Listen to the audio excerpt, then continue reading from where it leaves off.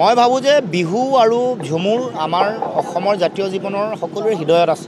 এইটো আমাৰ লোককৃষ্টিৰ মেটমৰা ভঁৰাল।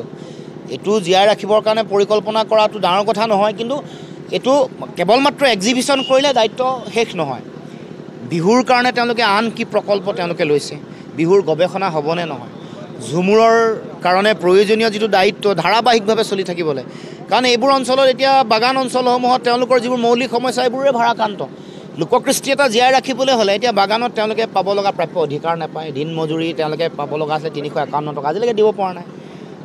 বাগানসমূহৰ বিদ্যালয়সমূহ খুলিলে এইবোৰ বিদ্যালয়বোৰত কমিশ্যন ল'লে, কিন্তু শিক্ষক নিযুক্তি দিব পৰা নাই। তেওঁলোকে হাজিৰাৰ হিচাপতে চাকৰি কৰি থাকিব লগা হৈছে। খোৱা পানীৰ ব্যৱস্থা নাই, মাটিৰ তেওঁলোকে পট্টা দিব পৰা নাই। তেনেকৈ লোককৃষ্টি বিহুকো বিহুৰ কাৰণে প্ৰয়োজনীয় যিটো মানে জীয়াই ৰাখিবলৈ যিবোৰ দায়িত্ব আছে, এইবোৰ দায়িত্ব কিন্তু চৰকাৰে পালন কৰিব পৰা নাই। যেনে মানে বিহু কেতিয়া জীয়াই থাকিব, যদিহে আমাৰ কৃষি ভাল হৈ থাকিব, আমাৰ কৃষকে পাব লগা মূল্য পাব লাগিব, কৃষকৰ মাজত জলসিঞ্চনৰ ব্যৱস্থা হ'ব লাগিব। কাৰণ বিহু এটা কৃষিভিত্তিক উৎসৱ, আনকি ঝুমুৰো কৃষিভিত্তিক উৎসৱ, কৃষিৰ লগত জড়িত। যে চাহ শিল্পক সংকটত পেলাই ঝুমুৰৰ বিশ্ব অভিলেখ গঢ়াটো মুখ্যমন্ত্ৰী কি কথা মই ধৰিব পৰা নাই। আজি চাহ শিল্পটো আজি সংকটত আছে, আমাৰ কৃষকসকল আজি সংকটত আছে। 98% কৃষিভূমিত জলসিঞ্চনৰ ব্যৱস্থা নাই। আমাৰ কৃষকে এটা খেতি কৰোঁতে ককবকাই আছে, একেটা খেতিয়ে ভালকৈ কৰিব নোৱাৰে, 3টা খেতি কেতিয়া কৰিব, জৈৱ কৃষি কেতিয়া তেওঁলোকে মানুহৰ মাজলৈ আহিব। আমাৰ কৃষকে ধান বিক্ৰী কৰি কেতিয়া প্ৰাপ্য মানে 2240 টকা কেতিয়া পাব। এতিয়া এইবোৰ কথা মৌলিক কথা। ভাল কৃষি হ'লে চাহ শিল্পটো জীয়াই থাকিলেহে আমাৰ বিহু জীয়াই থাকিব, ঝুমুৰ জীয়াই থাকিব। মৌলিক কথাটো এডভান্টেজ আছাম চব। যোৱাবাৰ এডভান্টেজ আছামত কি কৈছিল, কিবোৰ প্ৰতিশ্ৰুতি দিছিল, পালন হ'ল নেকি, কিমান বিনিয়োগ হ'ল, শ্বেতপত্ৰ প্ৰকাশ কৰিব লাগে। কিমান বিনিয়োগ হৈছে এডভান্টেজ আছামত যোৱাবাৰ হোৱাৰ পাছত। এইটোতো কণ্টিনিউৱাছ প্ৰচেছ, ধাৰাবাহিক প্ৰক্ৰিয়া এটা। যোৱাবাৰ উদ্যোগপাতি অসমলৈ আহিলে নেকি, বা অসমত বিনিয়োগ হ'ল নেকি?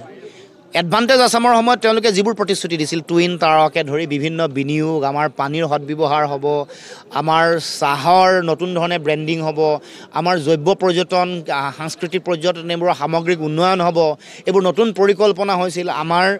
আমি আত্মনিৰ্ভৰশীল হ'ম, এইবোৰ যিবোৰ এচেঞ্চিয়েল কমডিটি, অত্যাৱশ্যকীয় সামগ্ৰী, এইবোৰতো বিনিয়োগ হ'ব, জৈৱ কৃষি হ'ব, জৈৱিকভাৱে অসমখনক আগবঢ়াই লৈ যোৱা হ'ব।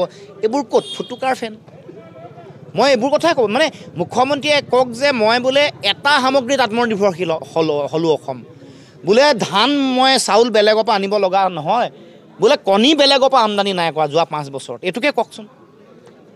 বোলে মাংস আমি বেলেগৰ পৰা আনিব লগা হোৱা নাই, অসমতে উৎপাদন কৰিলোঁ, এইটো কওক। এটা যদি দম আছে মুখ্যমন্ত্ৰী, এটা কমডিটি কওক।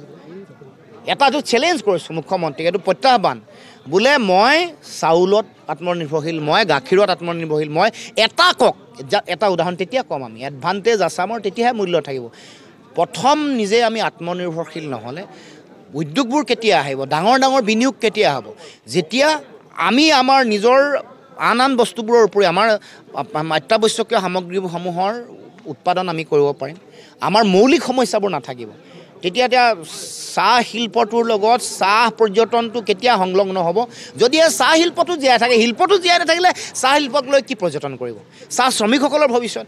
কৃষি যদি জৈৱিক কৃষি বা গাঁৱত যদি কৃষিটো ভাল হৈ নাথাকে, কৃষকসকলক লৈ বা বিহুক লৈ কি পৰিকল্পনা কৰিব। গতিকে আমিতো প্ৰথমে আমাক জীৱন ধাৰণৰ মানদণ্ডটো উন্নত হ'বলৈ দিয়ক, আমি ধনী হৈ থাকিবলৈতো দিয়ক, অন্ততঃ খাই বৈ ভালকৈ জীয়াই থাকিবলৈ দিয়ক।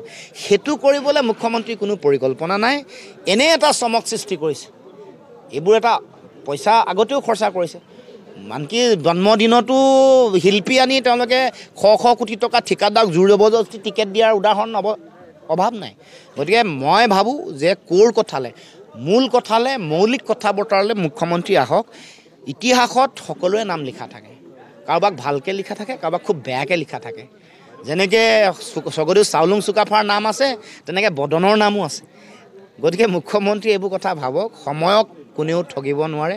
যেনেকৈ শৰৎ সিংহৰ কথা কয়, যেনেকৈ লোকপ্ৰিয় গোপীনাথ বৰদলৈৰ কথা মানুহে গৌৰৱেৰে কয়, তেনেকৈ কিন্তু বেয়া কাম কৰা মানুহৰ নামো লিপিবদ্ধ হৈ থাকে ইতিহাসত। গতিকে মুখ্যমন্ত্ৰীয়ে এইবোৰ কথা অকণমান ভাবি চিন্তি সময় থাকোঁতে মানে সম্বিত ঘূৰি আহিব লাগে, জ্ঞান ঘূৰি আহিব লাগে, আৰু সমাজৰ প্ৰতি দায়িত্ব পালন কৰক।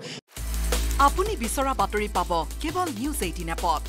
নিউজ 18 এপ ডাউনলোড কৰিবলৈ স্কেন কৰক এই QR কোড। গুগল প্লে ষ্টৰতো পাব এই নিউজ 18 এপ।